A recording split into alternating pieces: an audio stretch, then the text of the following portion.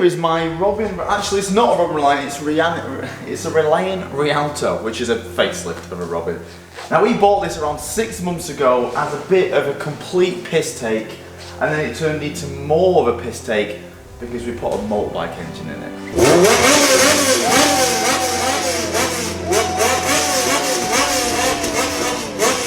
It was always going to be an issue putting a motorbike engine in this because the body is fiberglass and it was definitely not meant to have 4 times the horsepower it originally had with the mini engine in there. But somehow, with the massive help from Dan, my family friend, we got it in, and that wasn't the biggest issue. The biggest issue is the one that I've been having for the past 2 months, and that is just trying to get it to change bloody gear. That's neutral. It's going to neutral. Ah!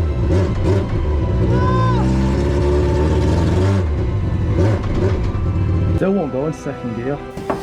Now we actually wanted to make this somewhat, you know, proper and somewhat proper. So originally I wanted to put the clutch on the actual foot pedal because we wanted to potentially drift this thing.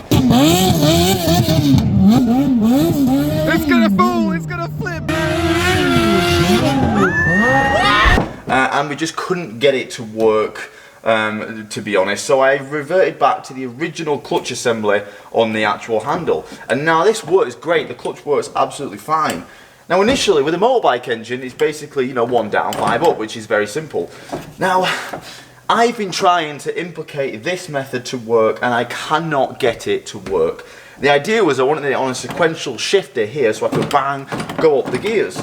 Now to do that we've been using a cable, a push-pull cable. I've had a lot of people saying the cables aren't designed to pull. This is a push-pull cable, so it is actually designed for that push-pull cable. And the price reflects that. These cables are about £100. Literally they're an absolute joke. Now I've gone through 3 of them trying to make this method work. And I've come to the conclusion that it's not going to. So what we're gonna do, we're gonna go from trying to do something proper to doing something which works, which is bodging the shit out of it because it always works. First things first, let's strip down all of this original unit and see how the hell we're gonna do this. So I had a look around the unit and we found some steel rod at the back, so let's try and make this work. So I'm still not entirely sure what I'm going to do yet, but the best way to do this is just give things a go. That's the best way to engineer something. If it doesn't work, try something else. So I've got the steel rod and I'm going to weld a rose joint onto the end of it to hopefully bolt onto the shifter. Now my plan at this point is to just have a rod going from the inside of the car going straight onto the shifter lever. That way I can just push the rod down to go down a gear and pull it up to go up a gear. So let's see if it's going to work. This is what I'm thinking is we flip that round and we put a metal bar on that and we have the bar here. We put some kind of handle on the bar and we just go down and pull it up, down and up. So I'm fuming again. This isn't going to work either. I've got the rod in place of kind of where I want it, and again the wheels are on the floor, so there's still a lot of, you know, pressure going through, and it's just not strong enough to change gear again. My idea was to literally have it like this and have some kind of handle, you know, to push down on, and I have to put so much force into it. It's unbelievable.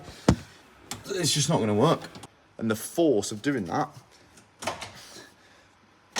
it's not going to work. I'm really starting to come to the end of my patience with this car because I've been on this issue for months and you don't understand how disheartening it is just constantly doing the same thing over and over and over and over and over and over and over again. I'm literally just about to do the most bodgiest shit ever and just put it 50 degrees and just put a flat bit of metal on it and just lift it up and push it down. That's where I'm at. Now that actually might not be a bad idea. We're gonna have to go a bit further back to basics. A cable isn't going to work. I can think of some kind of mechanism in my head, like which is going to push forward and push left, but 1, I haven't got the best engineer in mind for that, and 2, I don't think I've got the damn space. This is what makes it so difficult for this car, because I've literally got 1 bit of box section that holds the engine. It's the only strong thing I can bolt anything to. The car's fiberglass, so you can't bolt anything to anywhere because it just flexes.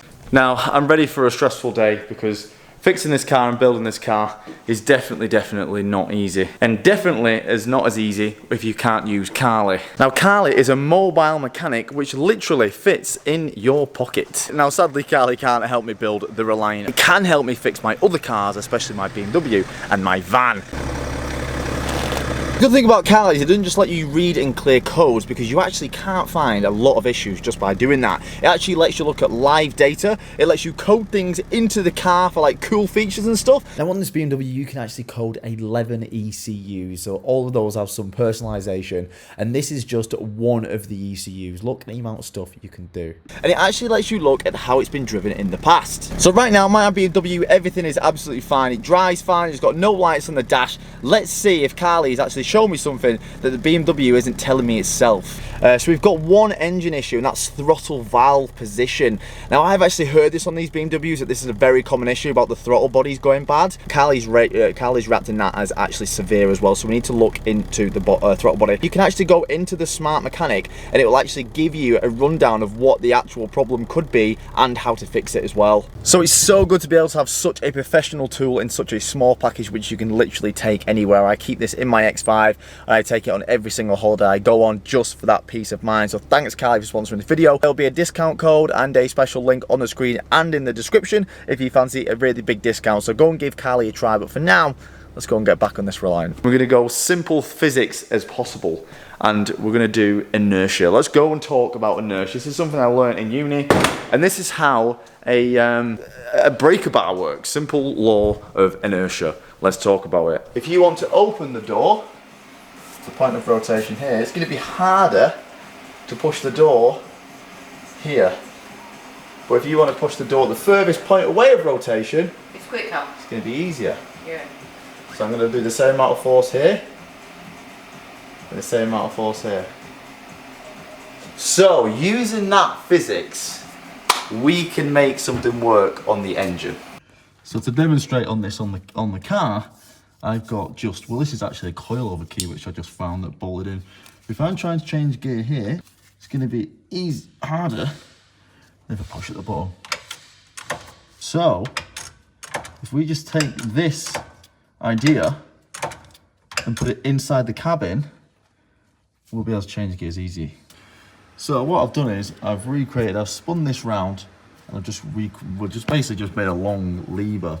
So we've got a bit of flat metal so I can actually bolt it to here, and then we can take the rod into the car and kind of do something with it like that. But as you can see, that is super easy to change gear. So if we're coming into the car, the shift lever is here, which is not in a good position, but it works.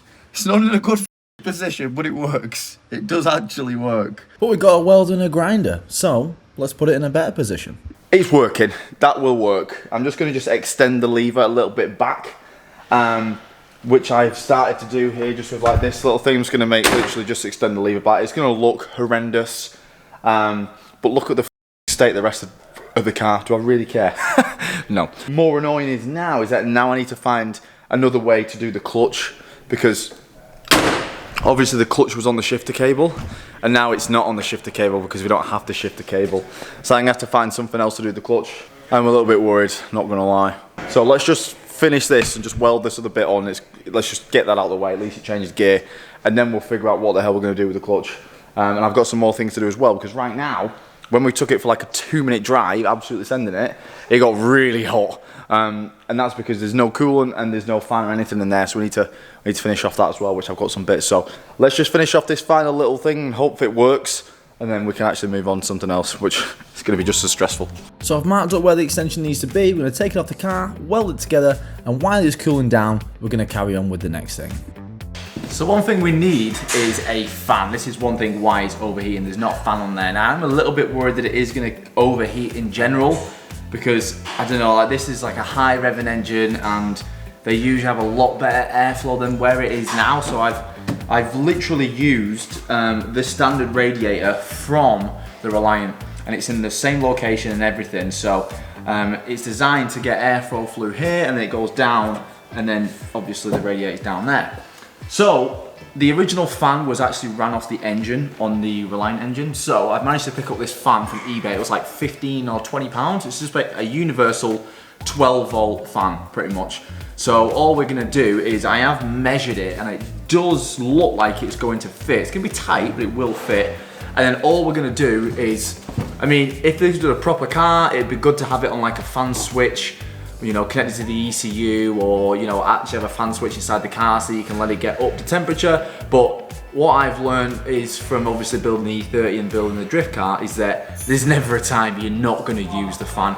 On a car like this, when I'm gonna be driving it, I'm gonna be revving the bollocks off it, let's be honest. So the fan may as well just be on all the time. So I'm just gonna wire a ground and then just put this to a constant 12 volt somewhere. Well, not constant, but a live 12 volt.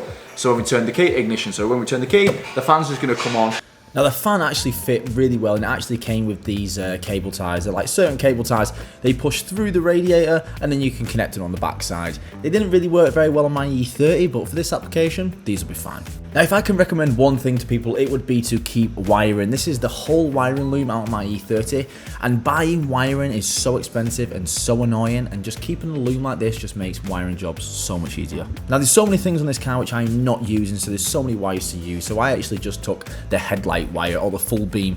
There's actually quite thick wires here, and I'm just taking the live and the ground and just using them to run the fan. Okay, so the reason I just did that fan just real quick was I'm just waiting for this to cool down and the paint to dry. So this is going to be our shifter. So the paint's dry and it's cool, so let's install it and let's see if it works. Come on. Now it's not pretty, but look how good that works. Look how easy that changes gears. Now the next job we need to do is actually finish off the coolant pipe so we can put coolant in it. And first of all, this starts off with a little trip upstairs. So I found this bit of pipe upstairs, and this is basically just some aluminium pipe. It looks like some scaffolding, or I think it's some flag poles or something. Now this is the perfect size that we need, and it's an alley pipe, so it'd be perfect. So there is a hole here where someone's put a screw through, so if we cut that, hopefully that is going to be enough length to join up our coolant pipes together.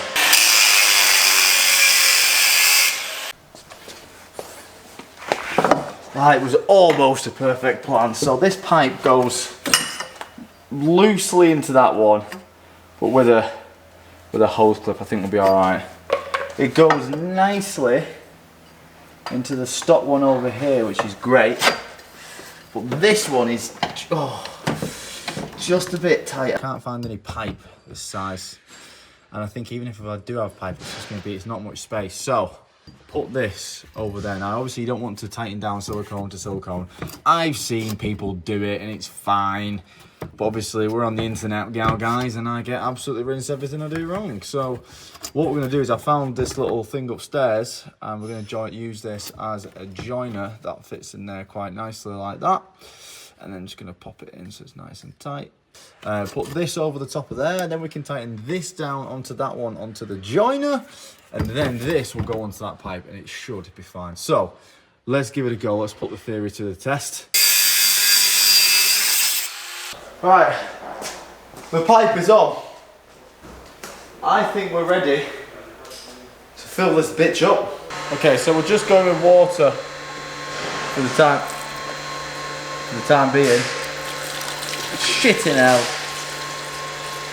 Now we're never going to tell if it's leaking or not. So we're just going to go with water for the time being, because the probability of it leaking is quite high. Okay, so we had one leak, and it was from the bottom radiator hose, and it wasn't tight at all. So I've tightened it, and it looks good. So I think we're going to fire it up and get it warmed up and see how it's getting on.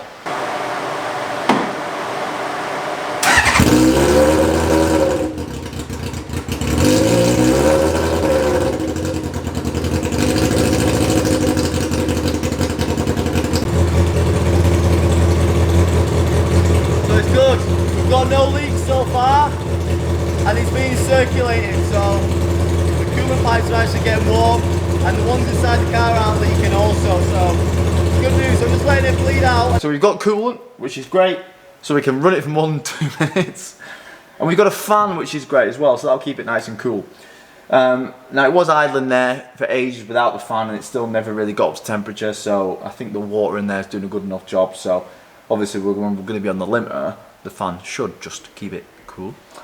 But my issue is now is that I really don't know what to do with the clutch. It doesn't help that because obviously I've got the EBC race clutches in there and the race springs and stuff, like it's super stiff. So like that doesn't help at all. You can actually see where it's, even with this, which is the standard cable, it is literally starting to eat this one away as well. Like it's so stiff. It feels even stiffer than my motorbike, which has got the same clutches and the same springs in. And I do want it on the pedal, but it's not going to work with the pedal that we've got on there at the minute because the design is just totally different. That's really old school. It's basically just lifts up the cable like this, where you're not going to have anywhere near enough strength.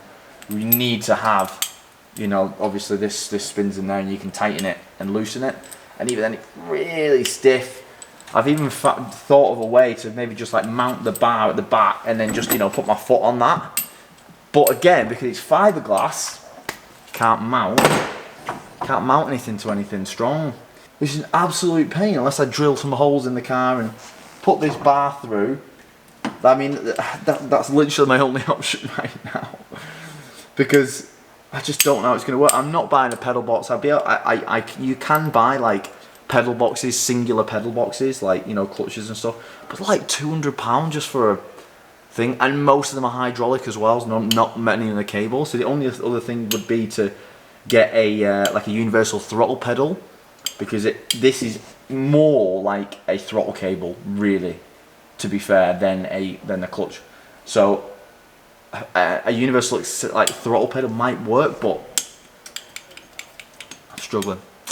Come to think about it, we might have a solution here. I've just put the clutch cable on here. It might actually be a plan. I'll put that up there somehow. Obviously it needs to go a lot further back than that.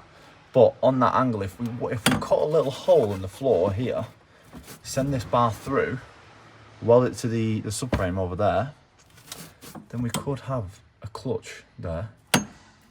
Yeah? So all we need to do is just chop this bar lower. If we chop this bar, say here, then we might be able to push it. Let's do that so we don't need this anymore, because this doesn't work. Lads, this is going to work. That line's pretty close with the subframe, so we can weld that at the bottom, and we can do two things. We can just wedge it, weld it at the bottom, so it's obviously it's going to be strong, but then it's pressing against the clutch pedal for just some extra rigidity, or we can just remove the clutch pedal and have it pressing against the fiberglass. But that is actually going to work. So I've had to cut a bit of a bigger slat just to see where it wanted to go, and obviously I'm going to have to try to weld the best. So I've got a bit of a bigger slot, just and that is pretty much where it's going to go. I think I am going to use the clutch pedal for the angle, otherwise it's going to be a bit too far back. So I'm going to rest it against the clutch pedal like that. And what I'm going to do is I'm going to cut this at an angle, so hopefully it sits up against the subframe like that, instead of just a round end. And then hopefully I can get the welder in there and get a good weld. Okay, so we've got the hole. I've cleaned it. I actually have to use the other side of the bar. Because this one wasn't long enough, so the other one wasn't long enough. So this one is long enough, so we're going to sit it in and I'm going to tack it up where I kind of want it, and I'm going to see if the clutch engages and it feels nice.